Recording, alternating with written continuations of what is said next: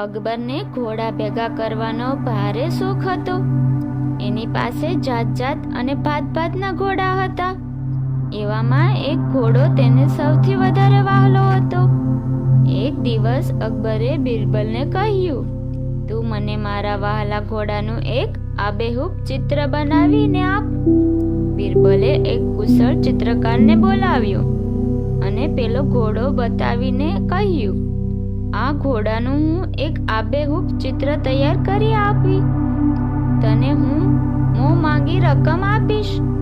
ચિત્રકારે તો રાત દિવસ મહેનત કરી. દિવસો સુધી એ ઘોડાનું ચિત્ર દોરતો રહ્યો. છેલ્લે ઘોડાનું આબેહૂબ ચિત્ર તૈયાર થઈ ગયું. બિરબલે બાદશાહને આ ચિત્ર બતાવ્યું. ચિત્ર ખરેખર જ સુંદર હતું. તેમ છતાં અકબરે એમાં જાત જાતની ભૂલો કાઢવા માંડી. બિચારો ચિત્રકાર તો નિરાશ થઈ ગયો. બિરબલ સમજી ગયો કે ચિત્રકારને પૈસા આપવા નથી, તેથી બાદશાહ ચાલાકી કરે છે.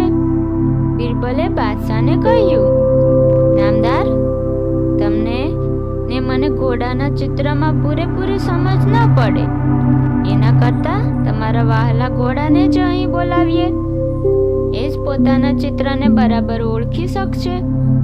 ઘોડાનું કામ ઘોડો જ કરે તે જ વાજબી ગણાય. અકબરે પોતાના વહાલા ઘોડાને મંગાવ્યો. ઘોડાએ પોતાનું ચિત્ર જોયું કે તરત જ એ હણહણવા લાગ્યો. અકબરે પૂછ્યું, બિરબલ, આ ઘોડો કેમ હણહણે છે? બિરબલે કહ્યું, નામદાર, આ ઘોડો કલા પારખું છે.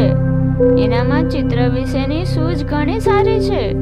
પોતાનું આબેહૂબ ચિત્ર જોઈને એ હણહણવા લાગ્યો. એટલે ચિત્રકારે એનું કામ બરોબર કર્યું છે એ સાબિત થાય છે.